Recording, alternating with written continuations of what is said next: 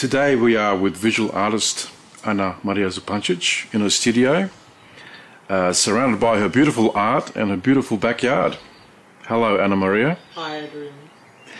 Anna-Maria, you have been involved in art for most of your life. Yep. When did you first gain an interest in art? I've always had an interest in art. I think ever since I was a child.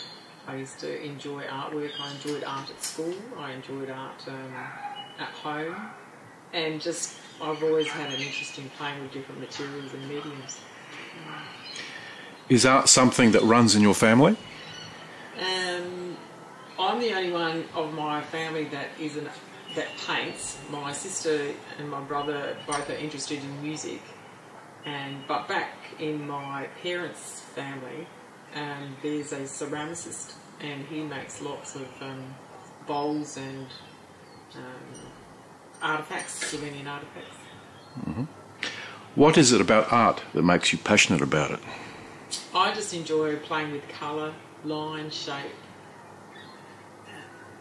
just the ideas behind it.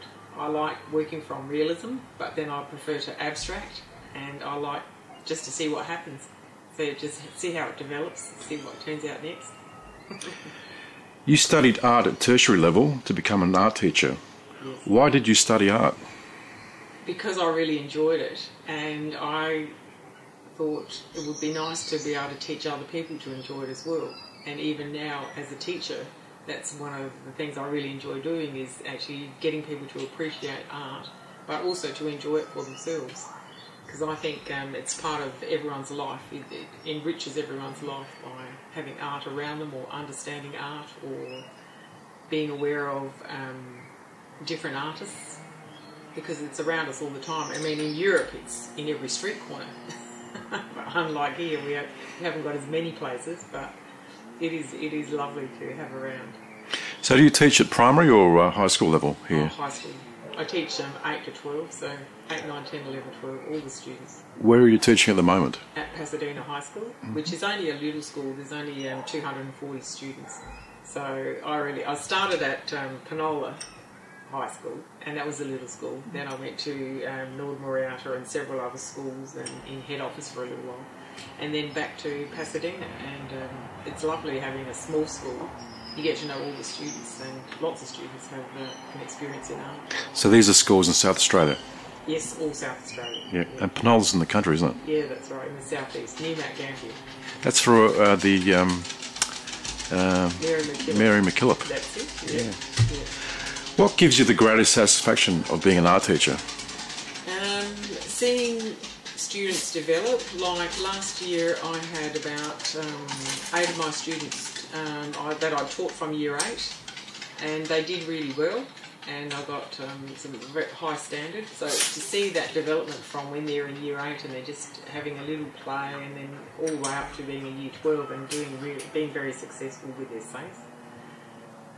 But also just seeing people enjoy it and think that they can do it, because everyone can do art. A lot of people think they don't have skills, or they're not good at observation and drawing, that they're not good at it, but then you can teach them how to do that. It's just improving your observation skills. As well as teaching art, you are an artist in your own right. Yes. How would you describe your current style? Very abstract, semi-abstract, and I've also been exploring with cubism, so you've got sort of more geometric shapes within it. But mainly I enjoy playing with colour. And in the past I've done a lot of work with mandalas, which are designs in a circle that you can really use from imagination. And that's where you don't think about what you just, whatever you feel like doing, you look at and do. Whereas with cubism, I work from an object and gradually make it, refine it, simplify it, so that it looks more cubist in style, and then play with colour to go with that. Where does mandalas come from?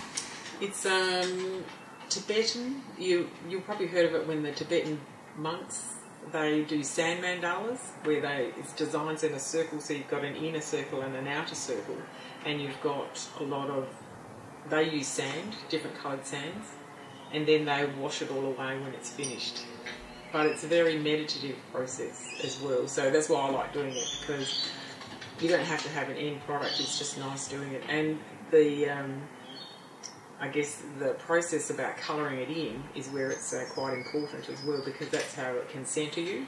So I actually use it with all my students. When I first start the year, they all do little mandalas, and then sometimes during the year we all do little mandalas, because and I also work with my special ed students at school. We've got a group of special ed, and they love colouring the mandalas. It just settles them right down.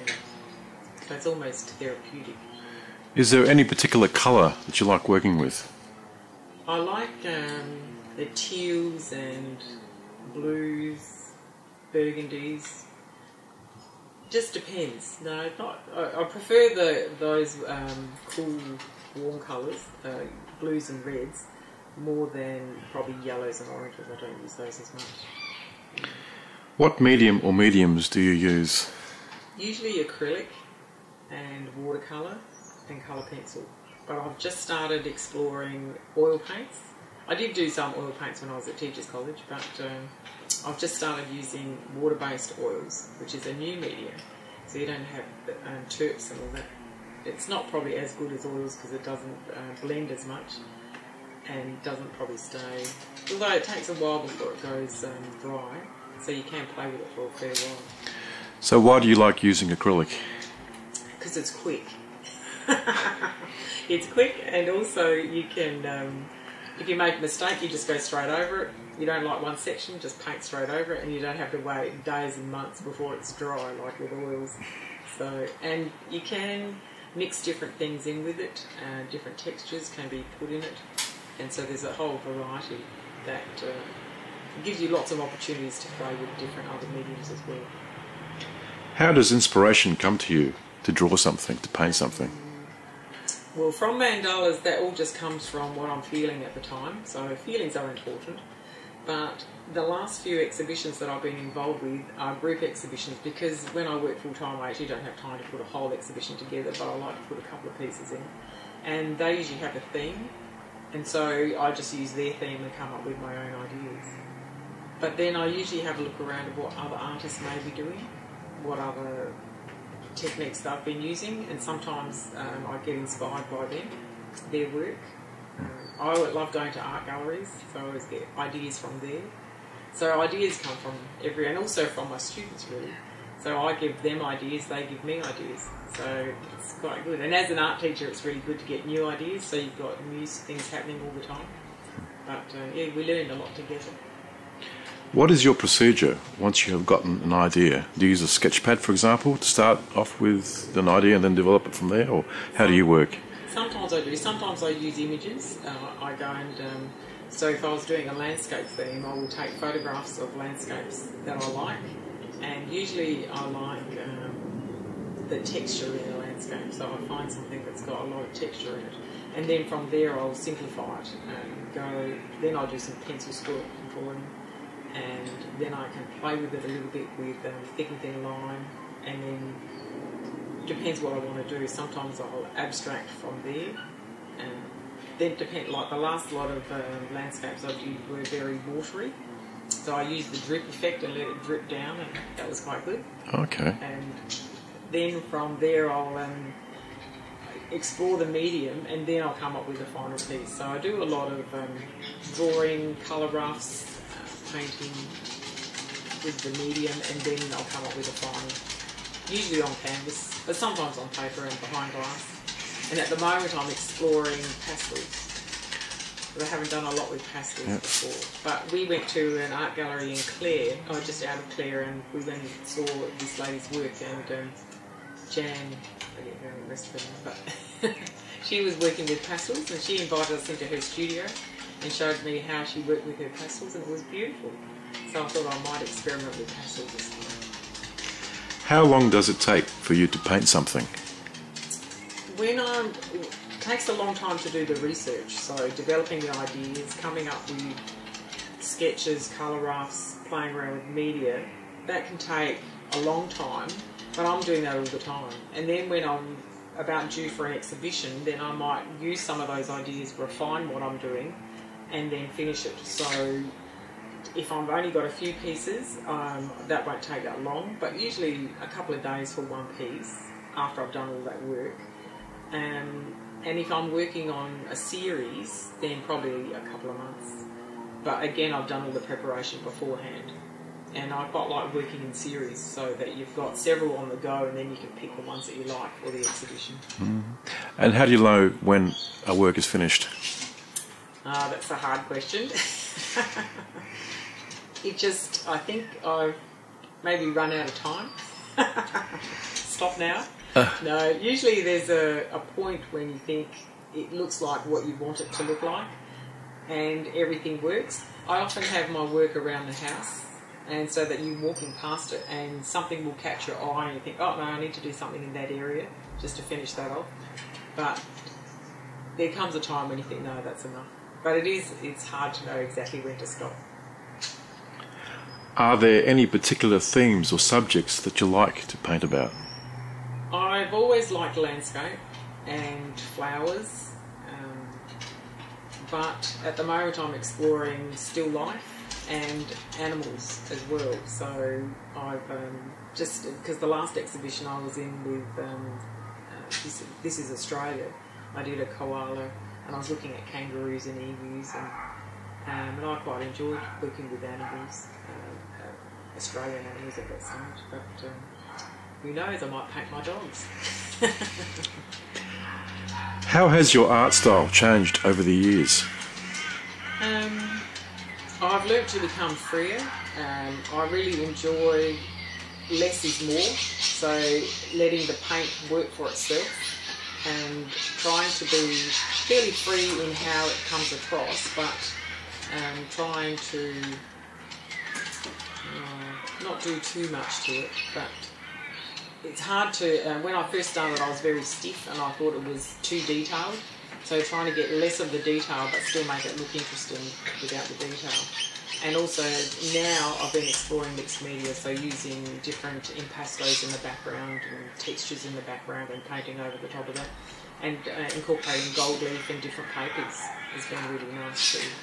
That's an example of your Chinese artwork? Yes, the Chinese artwork. But also I did a series of landscapes where I actually had cloth in there as well, because the texture of the foreground was all different vegetation, so I could put different calico and canvases and things like that in the foreground and then paint over the top to give the texture of the vegetation coming through. So I enjoyed that one too. Which other artists inspire you? There's lots of artists that inspire me, because when I think about an idea, I'll often go and do a search on the web and look at artists. So I don't have any favourite ones or particular ones. There are some Australian artists that I really like, but there's lots really. I still like the traditional Cubists as well, and the Impressionists. I like the Impressionists. And at school I do a bit of work with pop art with the students, and so I did a series of paintings of Chantel which were in a pop art style. So, what's the pop art style? Pop art is an American movement which was looking at everyday objects in a very simplified way. So you can Photoshop things to make it look just 2 or 3 tones.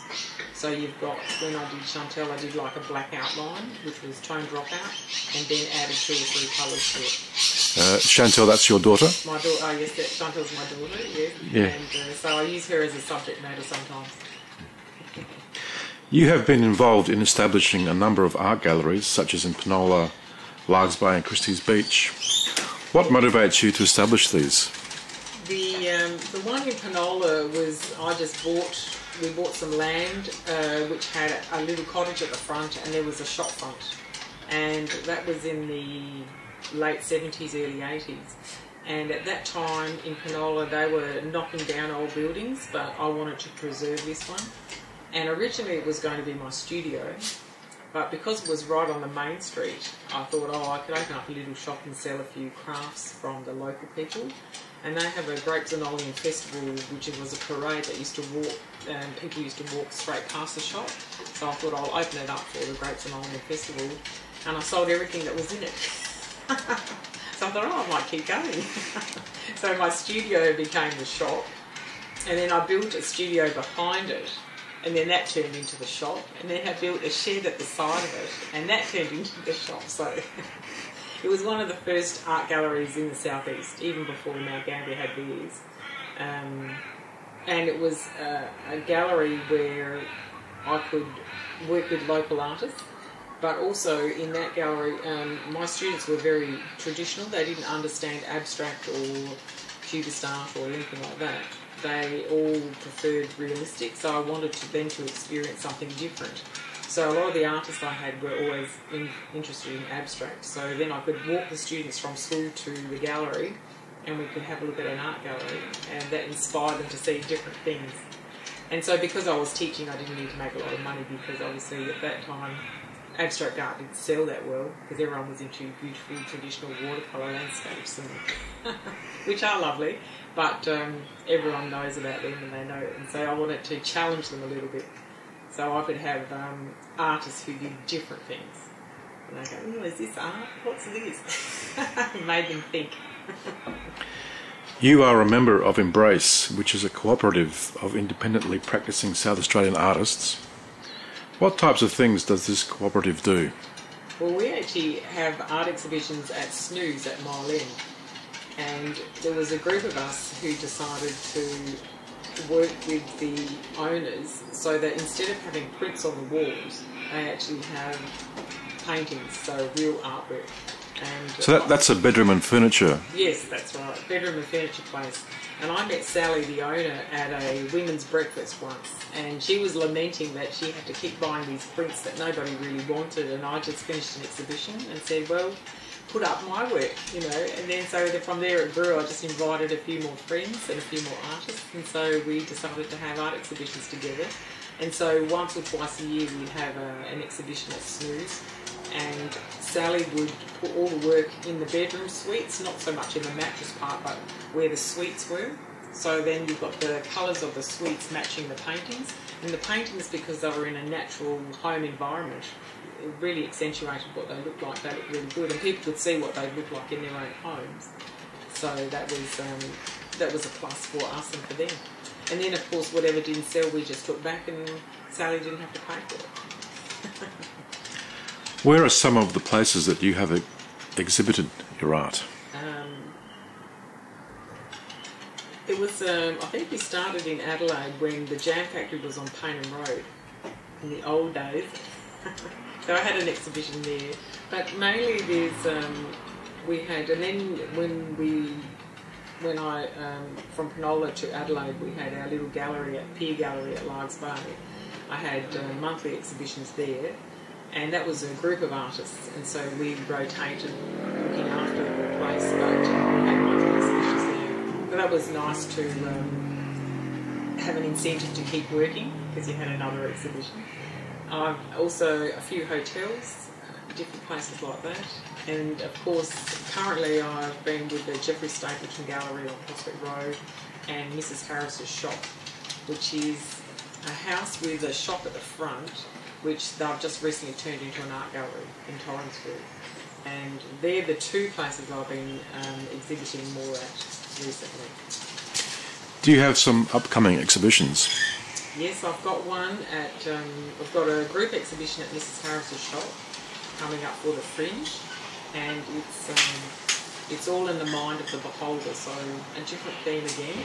So I'm actually going to incorporate symbols as well as my mandalas, because mandalas are symbolic of different things that are going on in a person's life, and you can relate to them, and so people buy what they enjoy looking at.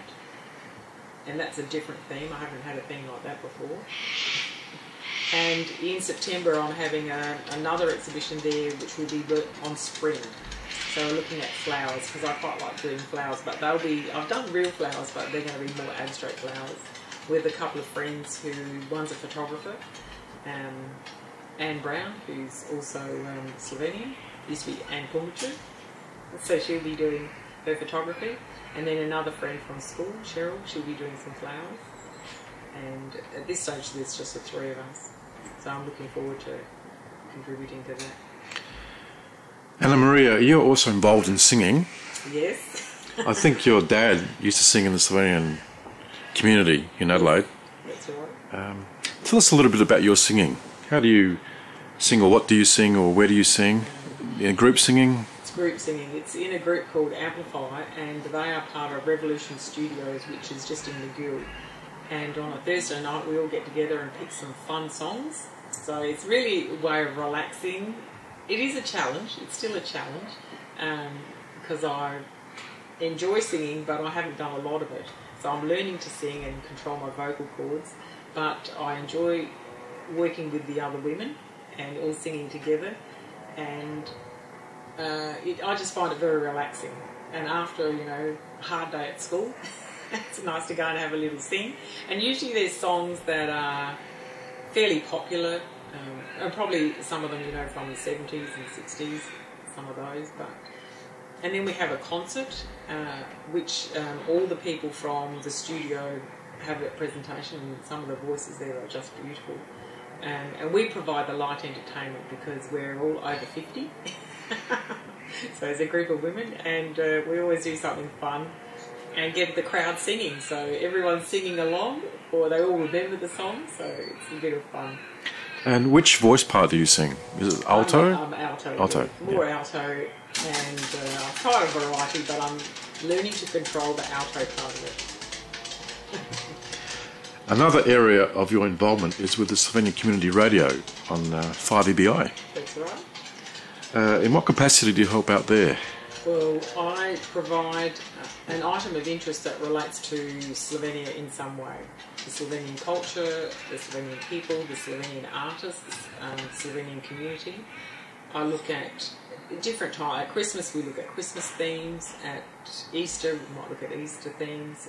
But I've looked at food, music, artists, also tourist type spots, things like that. So where's a nice place to go and do some skiing and compare. I also did something on lighthouses once. Lighthouses, not castles. There's castles in Slovenia, we haven't got any here, not many. So yeah, we looked at lighthouses, and because my husband and I had just been for a tour down the coast, and we really liked the lighthouses. And so I said, well, what's in Slovenia? And they've got lots of lighthouses too. So yeah, so it depends what's going on in the year and what's happening in the world. Why do you like being involved in the Slovenian radio? I really enjoy learning about my culture. Although I was born here, but both my parents were Slovenian, and so I enjoy finding out about my roots, really, I think. And I've been back to Slovenia once in the 80s, and my daughter's been back a couple of times, so that's been interesting to keep in contact. And now, of course, with Facebook, before it was email, now Facebook, so I'm keeping in contact with some of my cousins, so I haven't seen a lot of them, but I saw a couple of them. So all this new technology means I can keep up with what's going on. And it's just a beautiful part of the world, Slovenia, and I just am interested in just making sure that people will know different things about it. What were your impressions when you were there back in the 80s? We mainly went to Ljubljana, didn't see a lot of the rest of Slovenia because it was part of, well, I think we were only there for about 5 days. And I stayed with my cousin, and they lived in Ljubljana. And so we saw Bled and, you know, all the traditional things like that. But it reminded me of Adelaide a fair bit in terms of some of the countryside. And it wasn't like, they're not huge sky rises like, you know, so Adelaide's not got huge sky rises as well, so I felt quite comfortable being there. I thought that I'd be able to understand everyone, but I understood my parents' dialect. I thought, yeah, I can understand Slovenian. What did he say? Which area of Slovenia are your parents from? Good question. Is it north, south, or east, west? It's near the Slovenian border, near the Italian border. Okay, Primorska. Novo Mesto. Novo Mesto. Oh, Novo Mesto. Yeah. Is that near there? No. Yeah, near Croatia. Yeah, oh yes, that's right, because when I went there in the 80s, we did a little tour, and I was surprised at how different Croatia was to Slovenia. because of course they've got their Muslims, so they've got their mosques and things, and I'm going, it's not Yugoslavia, it's not Slovenia, you know, what's going on here? And I didn't realise how different their cultures were just around there. So that was a big surprise. Anna-Maria, thank you for doing this interview, and all the best with your artistic endeavours. Thank you very much.